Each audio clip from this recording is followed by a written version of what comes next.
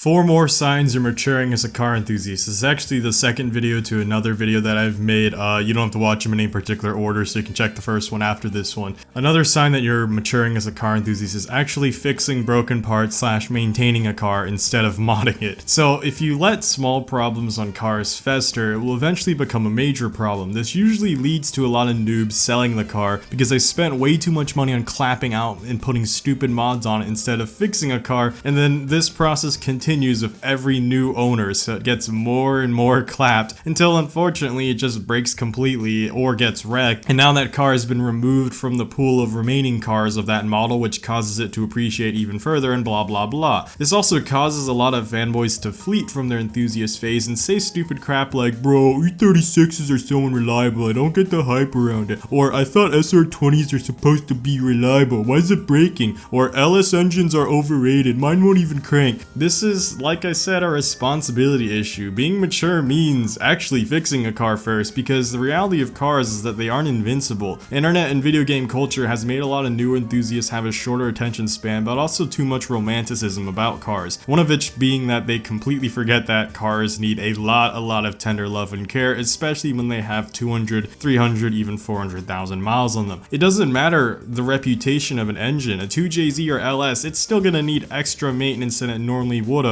if it's at 300,000 miles, right? Even at 200,000 miles, engines start needing a lot of extra tender love and care. And a lot of beginners will put off doing very simple fixes, like just putting new tires on their car, or putting a new oil pump on it, or not replacing gaskets. And simple stuff like that can cause major problems later down the road, because some of the simplest, cheapest components on your car hold together some of the most expensive, most important components. Just spend the money on fixing a car, getting it sorted, and if you are doing that, then you're gonna love your car more and have it longer. And another sign that you're a lot more mature than most car enthusiasts is that you don't take driving very seriously. Now, of course, I don't mean this as in don't pay attention to the road. You absolutely should still take that part seriously. What I mean is you shouldn't care too much about road rage or really what other drivers do. The reality is you're gonna see a lot of bad drivers. You're gonna see a lot of people who cut you off and do stupid things, but you shouldn't let it sit in your mind, because the way you need to see it is that even though cars aren't just A to B devices for car enthusiasts, they certainly still do serve that purpose on most of the days that we use our cars. So during most commuter days in your favorite car, you're just going to have to let those losers, just let them go, you know, just whatever. Like, don't let them try to mess with you too much, and more importantly, don't take everything to heart. It's just a stranger on the road you're never gonna see again anyways, because to them, it's just commuting. Even if they're aggressive or they're rushing through life, just ignore them, don't feed them. It's kind of hard to dial back competition and convince yourself that you've got nothing to prove, but if you can manage it even bit by bit over the years and kind of look back and realize how foolish you were to constantly redline and actually bite onto some of their bait and start chasing them around, it's just never worth it. Like, even if you do end up chasing them and end up winning, they're still gonna just think in their heads, what a douche, because these are psychomaniacs who literally think that only they can do good. Like, they think that you're a no-life loser. If you lose to them, then they think they're the greatest person in the world, but if you just drive like normal traffic, believe it or not, they won't even remember you. Like, they might acknowledge you, like, oh, there's that flash car, let me do an aggressive cutoff, see if they bite. And if they do it and you do absolutely nothing, they're gonna move on, because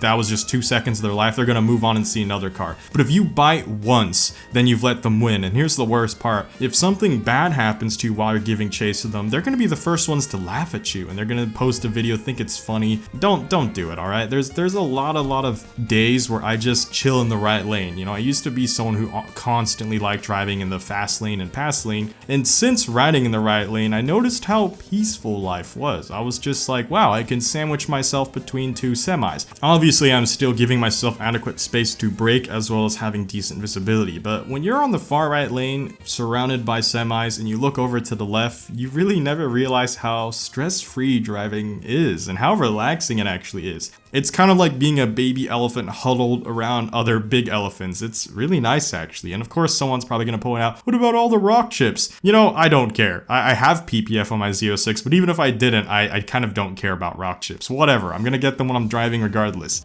Another sign that you're maturing more as a car enthusiast is that you argue less and you agree more. I still struggle with this myself, mostly because I'm paid to be a jerk online, because a lot of my videos where I'm actually really happy don't succeed and don't get views, which kind of cyclically traps me into being a jerk and continuing to be a jerk. But this year you might have noticed a slight change. I started to just care less about the whole spec sheet nerd things. I was a massive hypocrite who used to worship cars because of cost to performance ratio, and I would dunk on cars because blah blah blah, it's not fast enough for how much it costs and blah blah blah. Eventually I just stopped caring because, you know, I wouldn't even say I even agree more so, rather that I just argue less. Because just think about this, you know, this is gonna be kind of a little bit related to this, it's gonna be a little short tangent, but think of the most famous celebrities that you can remember in your life right now. Then try to name at least 10 celebrities from more than 1,000 years ago, not counting political figures or famous military leaders. Like, there are very few artists and maybe scholars and musicians. Otherwise, my mind kind of draws a blank. Yeah, I know some history nerds gonna name easily over 100, but the regular average civilian doesn't remember people from that long ago. And the point I'm trying to make is that we're all going to die and be forgotten anyways. Even the most powerful figures on earth, like former emperors and kings, are forgotten by the general public many centuries and millennia later. So who the hell cares about seeking affirmation or buying for status, or about whether or not your car is better 0 to 60 or whatnot? It doesn't matter. It really just doesn't. Life is just about finding something that makes you feel happy. Does a car make you feel happy? Cool. A good car is good. You'll never have the fastest car, you'll never have the most expensive car, you'll never have the highest status car, but you can still be the happiest in your car. The final entry in this video is gonna kind of be a weird one. It's going to sound kind of counter to what you would expect car guys to do as they become more and more mature. But I kind of saw the patterns of this happening in my veteran enthusiast video that I made, which is that you go to car shows and car meets less. This is actually a sign of maturing, believe it or not. Car shows and car meets are fun to watch and fun to attend to see all the cool builds, but eventually if you're a local at an area long enough, you've kind of seen it all. I began to cherish my sleep instead of waking up early for morning car shows just to see 90% of the same cars I saw last month. And I no longer stayed up late just to go to clapped out car meets where VQs would two-step everyone's eardrums out. Last year I noticed I was only going to half the car shows I used to, and I was only going to like half the car meets I used to. This year, I haven't even been to a single car show, much less I barely go to car meets these days even. There was a point in my life around 2019 where I was basically going to car shows and car meets, like one car show and one car meet each week. So like basically 2 events a week. But most of my time now is actually spent at race events, or it's just spent just cruising, chilling around. And you know, the coolest part about being a veteran car enthusiast is that you've likely already met the people who you were meant to meet and you wanted to meet. Therefore, you just hang out with those people instead and actually drive with them through the curves, storm the night on the highways, or roam the countryside on a long road trip. You meet the people that you want to hold dear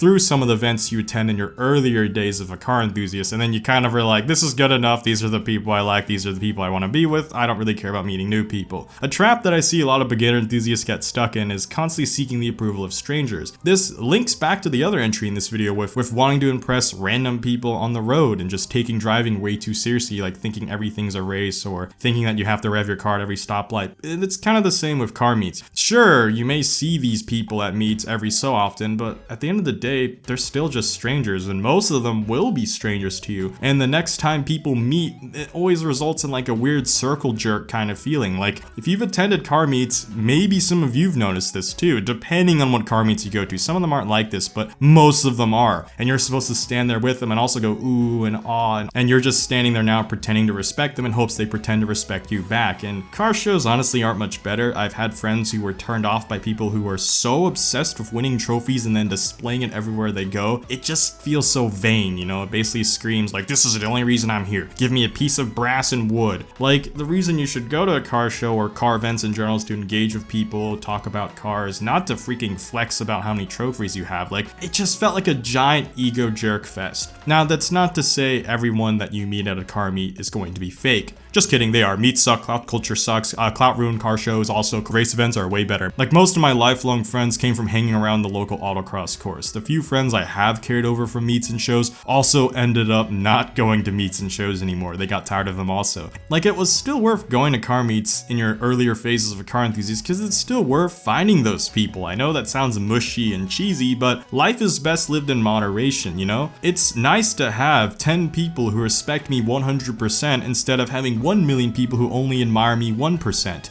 Anyways, thanks for watching. If you enjoy automotive content, make sure to subscribe, like this video, and check out my channel. Otherwise, see y'all next video.